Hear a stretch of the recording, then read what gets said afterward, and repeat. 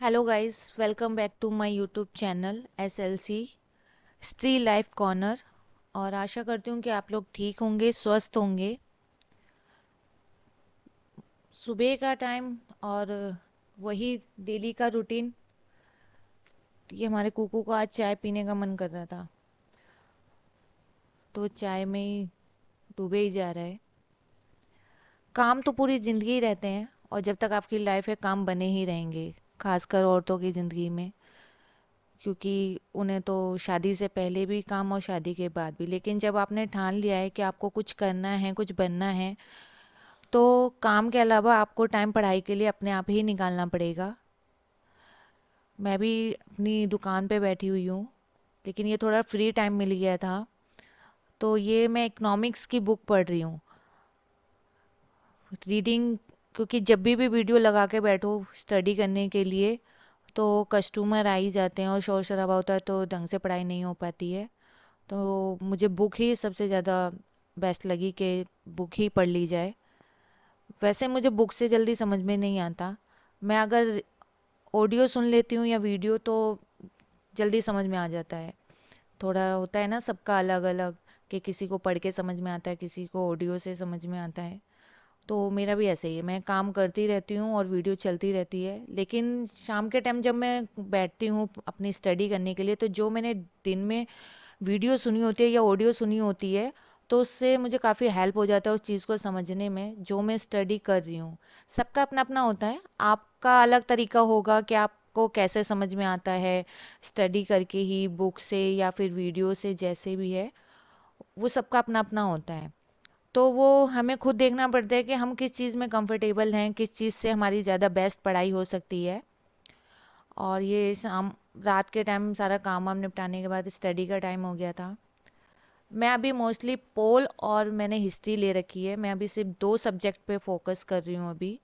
बाकी के सब्जेक्ट पे मैं बाद में करूँगी। इसलिए मैंने अपनी शॉप पे खाली टाइम में इकोनॉमिक्स उठा ली थी कि थोड़ा सा उसका भी मुझे पता चल जाएगा कि कैसे है, थोड़ा सा बेस हो जाएगा मजबूत।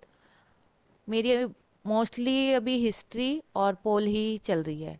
मैंने उसको ही पकड़ा है क्योंकि मेरा पोल थोड़ा वीक है, मुझे पोल जल्दी समझ में नहीं आती है। तो मैंने कहा कि पोल से ही शुरुआत की जाए।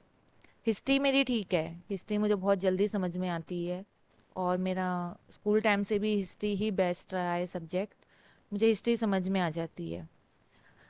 यही है, मैं यही कहना चाहूँगी कि आप जो भी पढ़ाई कर रहे हैं या जो भी आप काम कर रहे हैं, अपना पूरा फोकस दें।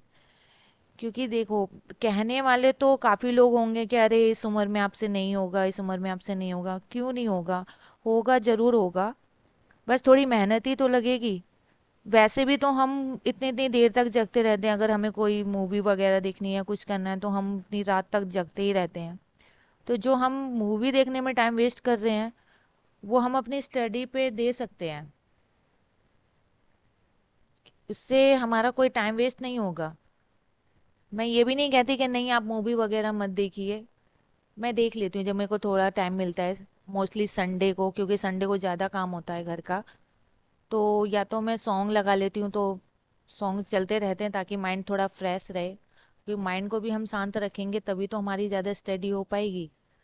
और बस दिन भर काम काम और फिर पढ़ाई रात में, तो फिर इतना माइंड फ्रेश नहीं हो पाएगा। फिर आपको भी परेशानी होगी, कोई प्रॉब्लम ना हो जाए, हेडेक ना हो जाए सिर में। तो उसके लिए आप थोड़ा सा अपने माइंड को भी फ्रेश रखिए। मेरा तो मोस्टली यही है कि मैं जब खाली होती हूँ, तो चाहे 5 मिनट के लिए, जैसे घर का मुझे काम करना है, तो मैं उस टाइम थोड़ा सॉन्ग लगा लेती हूँ, जिससे माइंड थोड़ा रिलैक्स रहता है। आप अपना देखिए कि आपको कैसे बेस्ट लगता है। आप थोड़ा बाहर जाना चाहते हो या फिर किसी से बात करना चाहते हो, तो वो आपको देखना पड़ेगा आप किस में कंफर्टेबल है। ज़रूरी नहीं है कि आप भी सॉन्ग सुने, लेकिन मैं आपको सॉन्ग सुनने के लिए भी नहीं मना करूँगी।